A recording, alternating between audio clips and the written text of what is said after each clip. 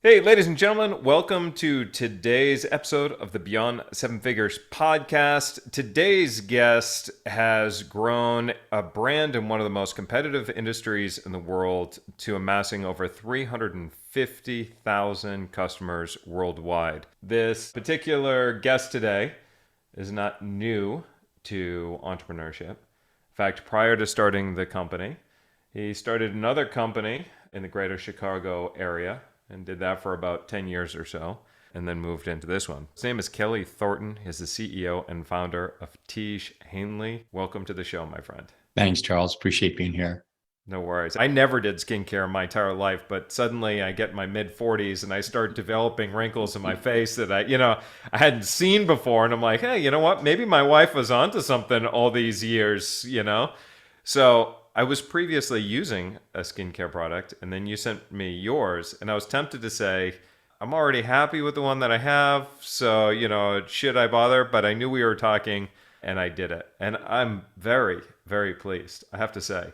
It's a great product. One of the features that I think I really like most about it is that unlike many skincare products that might leave your skin feel a little bit oily and whatnot at the end, yours doesn't do it. That, for me, is actually quite a plus there. And for those who are watching this, just take a look at my face and be the judge for yourself, right? Your skin looks amazing, really. Your skin looks great. And you hit on so many very, very relevant talking points there. I don't even think you know how many you hit on. You're talking about your wife and how important it is to look good and feel good, and how women have known this secret for a long time, and fear of changing products and seeing great results. Those are all reasons why guys are embarking and taking care of their skin. So thanks for the endorsement. You got to have great product to have a successful company. So we spend a lot of time on getting the product right. So your skin looks awesome, and I appreciate Charles for the nod of confidence. No worries. So let's talk about the product before we go into the marketing and the business elements and whatnot. Skincare is a massive, massive market. So what makes your product so different from the other stuff on the market? You may not feel completely satisfied by the answer, but we just use better ingredients in higher quantities. People realize this, but they probably don't want to accept it. There's a lot of super high-end products out there that are very, very expensive. I'm really somewhat thinking about women's products, although we focus only on men's. But most of those products really don't have a significant difference in the makeup of the product. It's a lot of the marketing behind it, or the name, doctor this or doctor that, or this celebrity. So the fact is that the quality of the ingredients and the type of ingredients that are used are really the differentiating factor. Pretty much every large CPG company that are making name brand products that you see in the store, they have very, very, very few active ingredients that are actually going to improve your skin. Just that in itself, using really high quality ingredients. And then we're constantly trying to innovate and use the most innovative delivery solutions. So it's the way that the product lays on your face and how it feels, and then how the active ingredients actually translate into your skin over time. So retinoids right now are really kind of the latest, and the delivery systems beyond retinoids are really important. So we're just using better ingredients, the most latest technology, and the highest possible concentrations that we can use. So that's it, but it's really a dirty secret in general about how people are marketed to and are paying for $80, $90. Our face mask is made in the exact same factory as one of the most popular women's face mask. It sells for $85 for a 1.9 ounce fill. We have a 2-ounce fill. We sell it for $23.99. It is a better product than, it's made in the same factory, same basic clay formula, and it's a better product, and we sell for $23, and we make decent money off of it at that price point. So it's using great ingredients and being transparent about price and what the ingredients do. The formula for retention is relationship plus results equal retention. In a discerning market environment, making sure that your product is superior is definitely going to play a big advantage there. Now, the more we can show a dramatic demonstration, that would be an incredible opportunity in marketing. Here's a $100 popular skincare product, and this is how it's been used over X amount of days. And then here's another product, our product, and here's the difference. Yep. So, have you used any dramatic demonstrations in your marketing at all?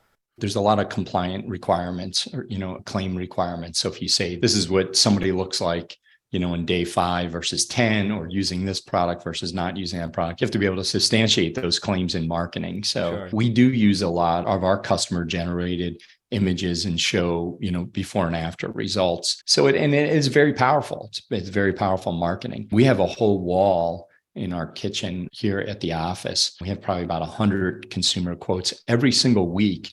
We have an all company management team meeting on Fridays at 10 a.m. We read a customer quote in every single meeting. And almost inevitably, the customer quotes are around how I really didn't realize how great your product was until I tried it, and the results. And most of the people, their feelings about our products are substantiated when they hear compliments from a significant other. So they'll say, Charles, what's different about you? Did you get your hair cut? Or you're like, your skin looks better? Or what's going on? What are you doing? And guys say, I started using a skincare routine. A couple of years ago, we were in a manufacturing facility in Indiana, and we were meeting with a lead chemist. And at this facility, our chemist was there and our supply chain team was there. And they said, we've never seen formulas that use the price points of your active ingredients. Most everybody, and these exact words that she used, she said, most everybody that we do business with just has a lot of water and some inactive ingredients and some foo-foo dust. And that's what they do when they go to market. So anyway, it's about having great products. But to your point, it is really results. So we can, talk about it all night and all day, but it's about guys trying it and hearing from other men that they've had good results with our products. Kelley, when I started this podcast, we talked about coming into one of the most ruthless industries in the world. You could have started a business in so many different industries. And there may have been times in the very beginning where you questioned whether or not you made the right decision because it's so hard. What made you choose skincare? And talk to me about sort of how you were able to create that niche into now having over 350,000 customers worldwide.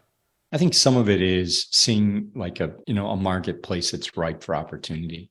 We're at a tipping point where it's important to take care of yourself in general. And by the way, I'm not just talking about skincare, but how you eat and how you sleep and going to the doctors, and mental health is obviously a very critical topic right now as well. So this concept of skincare or self-care and taking care of yourself, I saw that being really an important focus in how people are thinking about their lives.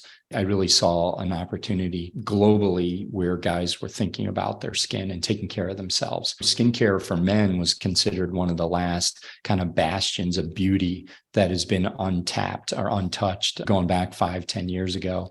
I saw a great opportunity. I spent a lot of time in Asia and Europe, and I saw that, there's a great opportunity in the US to educate guys about taking care of their skin, plus this cultural change, plus this self-care movement. And I was very interested in personal care because I'd spent a lot of time working in the personal care space. And as you mentioned, my previous company, we were focused on driving conversion and marketing and sales within the retail environment.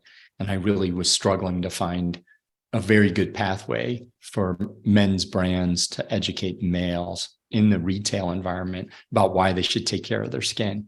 So for all those reasons, I really felt there was a great opportunity. I was very passionate about this concept of self-care. I was really interested in trying to help guys understand taking care of their skin. I saw it as a great opportunity for growth. I was really fascinated by the DTC concept, and specifically about having a very personal connection with our customers. So we have a direct connection with our customer. And every brand that I've been working for, they weren't able to really have the same type of direct relationship with their customer as DTC brands, because the customer ultimately is buying the product from fill in the blank Target. You have a problem with that product, you're not going to the brand. I'm not going to Axe and say, I don't like your product. You're going to Target and say, I don't like this product. I want my money back. So, trying to develop that. And you mentioned it just a few minutes ago about having relationships. And it's about that relationship that really I was very driven to with the DTC model. So the only way to buy it is directly through your website. You can't buy it at retail locations, correct? No, we are on a couple other marketplaces, primarily Amazon, but Tiege.com is the only place to buy it. And we sell globally from Tiege.com. So we're Yeah. selling to 108 countries every month. We're shipping every day to, 40 or 50 countries, more than that every day. So it's all through Tiege.com. We've been told we have to go to retail and we have to do this and we have to do that. But right now, we really like our continued approach at direct to consumer business. Now, Amazon is like that double-edged sword, right? For a lot of direct-to-consumer type models, they're on Amazon because Amazon is such a large marketplace. Right. But at the same time, the value of a business and your opportunities to remarket to these consumers and whatnot is somewhat limited when somebody else really is holding most of the cards on their table. What advice do you give to somebody and all those sellers on Amazon where the majority of the revenue is actually generated directly from Amazon? Well, there's a huge difference between building a brand and a business and being an Amazon company, right? An Amazon company is like one you just described, where the majority of their business is on Amazon. There's a lot of economic reasons to do that. You really don't need a large overhead. You really don't need to be skilled in branding, marketing. You're managing one channel. I look at Amazon as a channel, as a marketing channel. And there's about 8 different marketing channels that we compete on and have channel leads on here at our company every day. So Amazon is just one channel. And if you're growing a brand and a business on Amazon, if you're thinking about it to eventually sell the business, then, you're looked at as kind of a one-trick pony and, you're really just a brand on Amazon. And that's why you see all these Amazon aggregators all over out there, although a lot of the Amazon aggregators are drying up. But you have all these aggregators consolidating Amazon businesses. If you really truly want to grow a business and a brand, I think you need to be mindful about how much business you're doing on Amazon. We like to be no more than 25% of our total revenue on that channel. And we feel like that's a pretty healthy number for us. If you're a brand, I highly suggest that you do business on Amazon or a startup. I think it's a critical place to be. It represents a huge majority of consumers' search for product. And so to not be on Amazon, I think, is a major mistake. And to not be on Amazon early, I think, is a major mistake for businesses.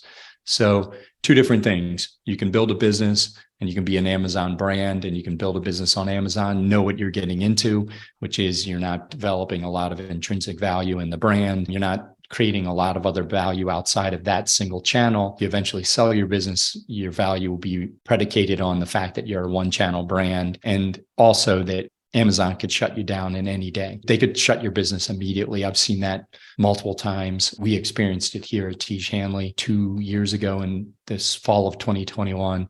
We had multiple of our SKUs removed right before Black Friday, Cyber Monday, Oh, 5 no. weeks before. We had more than 60% of our business delisted from Amazon. We did come back. It took about 4 weeks, 5 weeks, which was actually a short period of time. You're very vulnerable to Amazon and what they want to do. It's a very important distinction for your listeners to understand.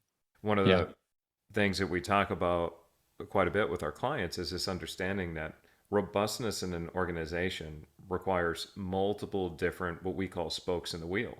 And so if all of your business is, whether on pay-per-click or on Amazon or Facebook, or it doesn't matter where it is, if all your business is generated from one channel, then you're solely dependent on the ups and downs of how well that channel performs.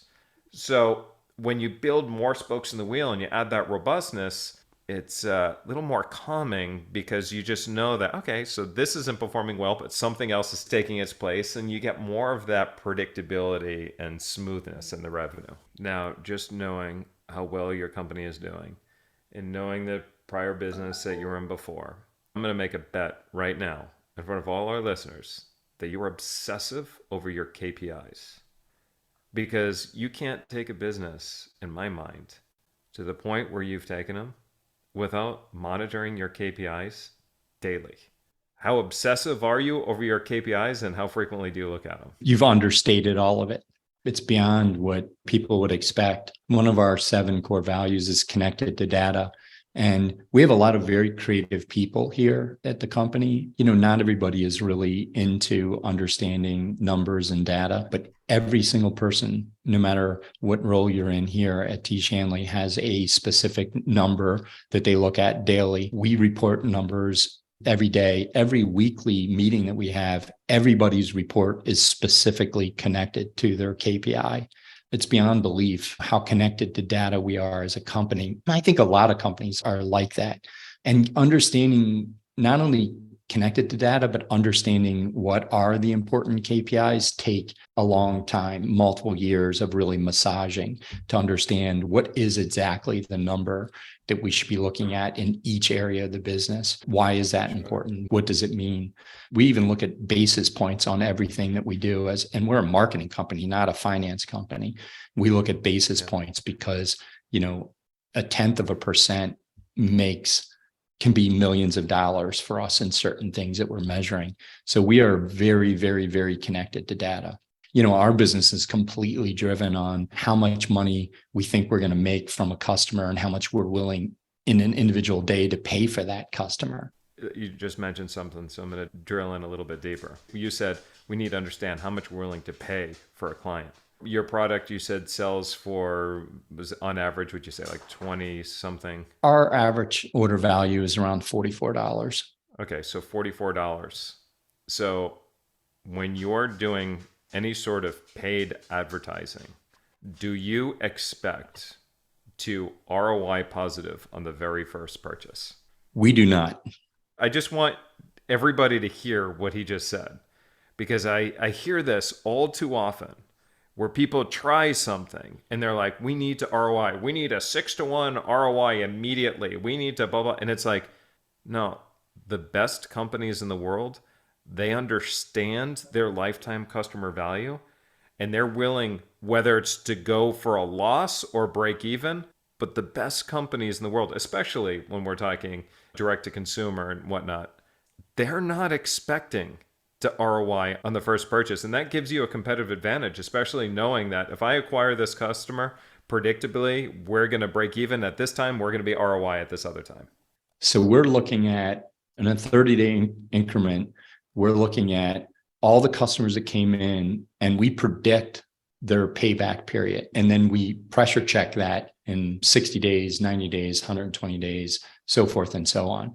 I can tell you every month last year what our payback period was, down to, the hundreds place for customers that we acquired in that month. And then we can look at where those customers came from. And then we can look at behaviors that they took and determine which customers were better customers and what behaviors led to that and what channels and what stimulus, what offers. When I say stimulus, what creative and things of that nature. And then, of course, you think about how that impacts your supply chain and your cash flow. So if our payback period is 1 month or 1.7 months versus 1.8 months or 1.9 or 2.1 or 2.2, how do we fund that business? How much are we willing to pay for that customer? We'd be willing to pay for a customer that pays back a higher amount for a better customer. So all those things go into play every day.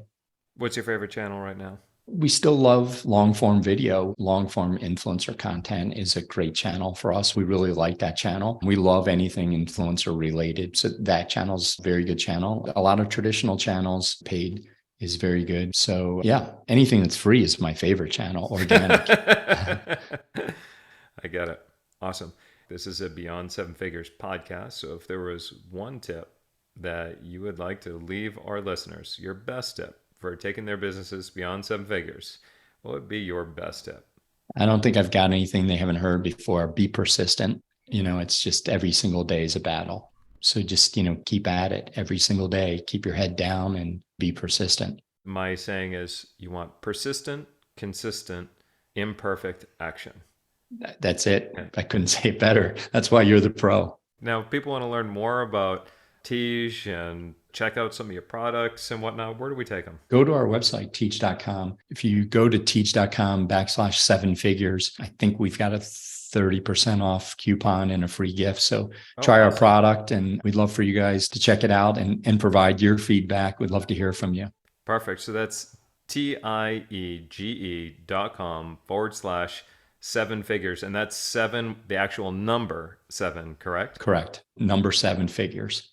Awesome. So that's Tiege.com, TIEGE.com / seven figures. And then there's a discount and a free gift in there for you. Yeah, So try it. We'd love to hear from you. Try our product. I'm sure you'll love it, and let us know what you think.